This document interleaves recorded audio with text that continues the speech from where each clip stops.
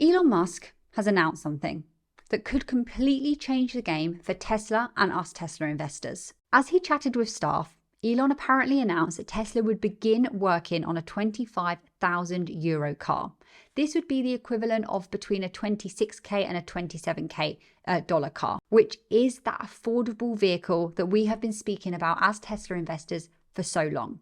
And apparently this will happen at the Gigafactory in Berlin. We need to talk about why this is needed and how important this is and what impact it could have for Tesla. Because as Tesla investors, we want Tesla to become more and more valuable as time goes on, because hopefully then that will be reflected in the stock price, and maybe we can even become financially free from this stock. If that's your aim, let me know in the comments below. So why do they need this affordable vehicle? Why have we been talking about this for so long? Why is it an aim of Tesla's to do this?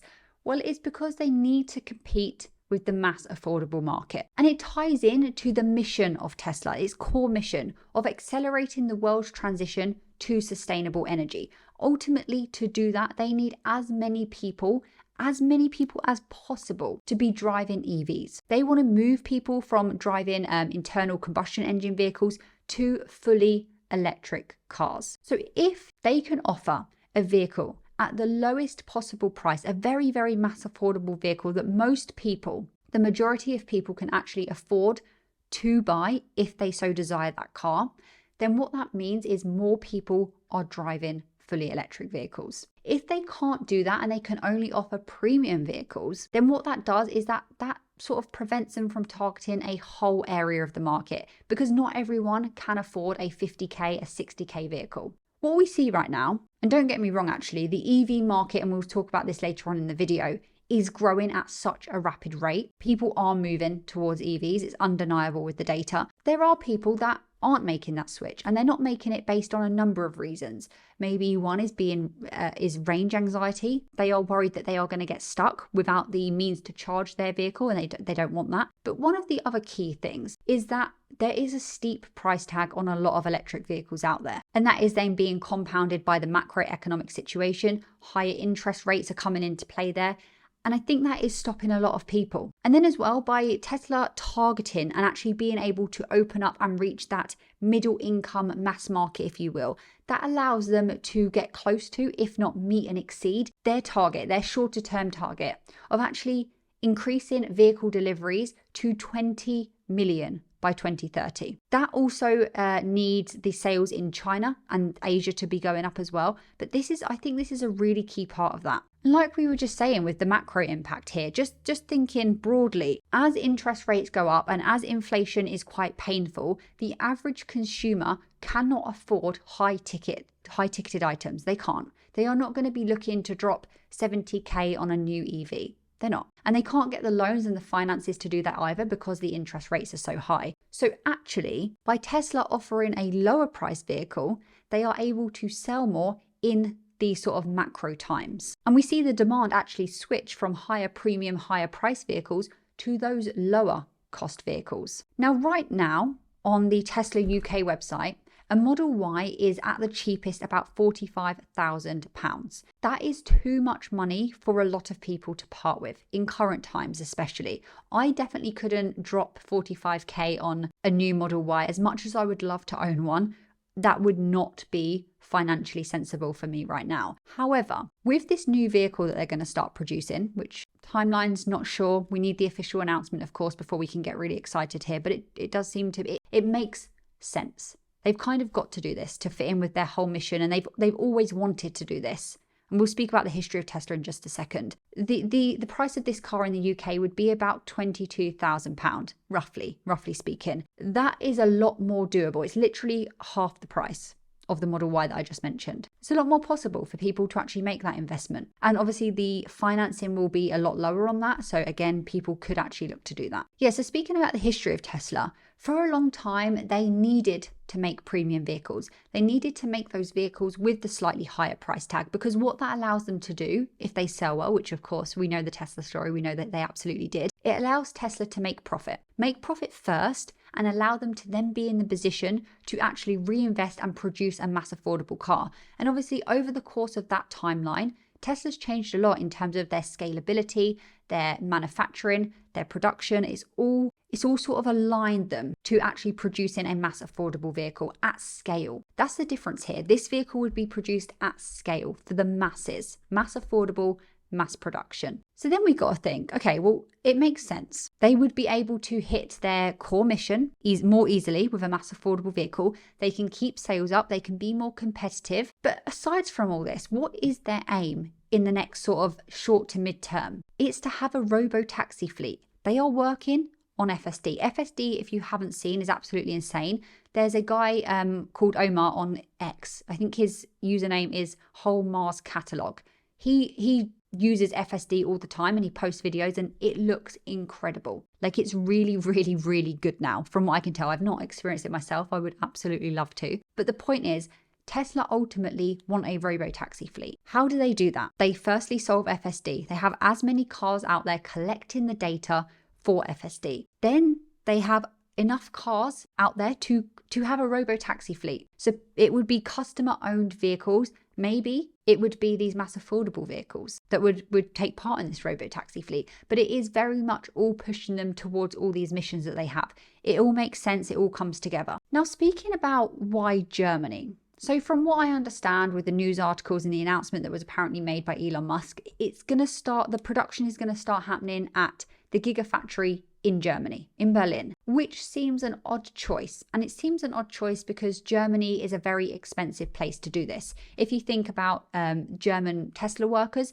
they have higher wages. If you think about energy costs, they are going to be higher. And we also just heard that the Tesla Germany staff would receive a 4% increase in their wages. Now, it does make sense to produce them to manufacture them at the Gigafactory in Germany if they are then going to export them in Europe, if Europe is their target market, which I very, very much believe this would be. We'll talk about that in just a second. And also they've got at the Gigafactory in Berlin, they've got the Gigapress, which is how this will be manufactured because it will help keep costs down. But also, in my opinion, it maybe makes more sense to do this in China, to do this at their Chinese factory, because it would be a hell of a lot cheaper. But I'm sure they've got a plan here. Maybe they are going to eventually roll this out in multiple factories, maybe Shanghai, maybe Germany, maybe in America as well, when they expand this further. I guess time will tell there. But let's just think about why Europe would make the most sense for this affordable vehicle to come out first. It is because the European consumer, I'm in the UK, so I can kind of speak firsthand about this. Our road infrastructure,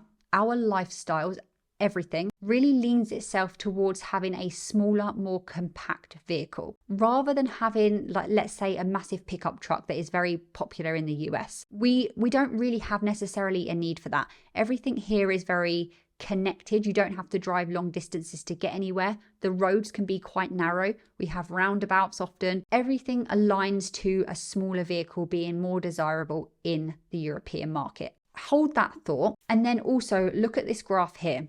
We can see that Europe is one of the leading and quickest growing EV markets. So there is absolutely amazing market potential and possible market growth over here, for sure. We know this. And then also, Tesla really do need to compete with other manufacturers, other automakers here in Europe that are producing EVs that are becoming very popular. For example, Renault and VW. If they can compete really well with those and other players, and they can produce a very attractive EV, small compact car, affordable car, I think the sales will be through the roof over here. And then they can expand this into other markets worldwide. It does seem like there's a lot of pressure right now, and there's a real quest on across the automakers to actually produce lower priced vehicles for the European market. And not only produce vehicles that the consumer is attracted to and wants to buy, but also the companies that are able to make profit and scale them. That's really important. And I've said time and time before, that's where Tesla really stands out. Thinking about worldwide here, this affordable Tesla vehicle worldwide. Although we know that Tesla is selling more fully electric vehicles, that's important, not hybrids, fully electric battery EVs right now than anyone else. And we know that the Model Y is the top selling vehicle in the world in 2023. It would be that an affordable vehicle has the potential for Tesla to actually allow it to reach its 50% compound annual growth rate. Now, I've seen in the media a lot that people are saying that EV adoption and EV demand is slowing down. That's not the case. Look at this data here. We can see that the percentage of global battery EV adoption is on the increase. Sure, there are sometimes a slight dip, like with anything. Times change, people don't have the money to necessarily transfer to an EV, but we also know that there's a lot of government push, people are getting tax incentives, it's moving towards EVs, 100%. So then you have to say, well, who's leading this and which companies are going to grab the most market share? I don't think that Tesla are going to be the only company that are going to grab 100% of this market share, but I do think that Tesla will absolutely be leading that along with some other key players. I'm thinking BYD, especially over in China. Rivian seems to be doing okay. The likes of like Lucid and GM, they seem to be falling off a little bit. We've heard some very, very bad reports and bad earnings from those guys recently. But look, you can see here as well, this just points it out. In terms of the top selling plug-in electric vehicles in the world, Tesla Model Y. Now the different greens here, so the light green is fully electric, BEV vehicles, whereas the dark green are the hybrid vehicles. So bear that in mind when you're looking at any data and you're seeing people say that Tesla is not in demand and this company is coming up and they're selling more. You have to sort of separate fully electric vehicles from hybrids because a lot of the reports and the data just combine the two, and I don't think that's really accurate. Yeah, and we know that Lucid here, they're having a bad time. They've lost about $433,000 for every vehicle, for every electric vehicle that they delivered in Q3. That is insane. We know that Rivian are also losing money, but they are trending in the right direction. They're losing less and less as time goes on. And then we have to think that after the investor day, we heard how much efficiency improvements Tesla were making in their factories that would basically cut manufacturing costs in half. They will be applying that to the mass affordable vehicle, 100%. And what that will mean is that margins will be higher. So not only will they be able to offer this vehicle for a lot less, which means the sales will go up, they will be able to keep more of the money because of the margins being higher, because of this new manufacturing efficiencies that they've been able to really improve. That is big. That is big for Tesla, and that is big for us as investors. Let me know what you think about this Tesla mass affordable vehicle. Do you think it's the next thing that Tesla need to do to actually reach their midterm and long-term goals? Thank you so much for watching this video, and I'll see you in the next one very shortly.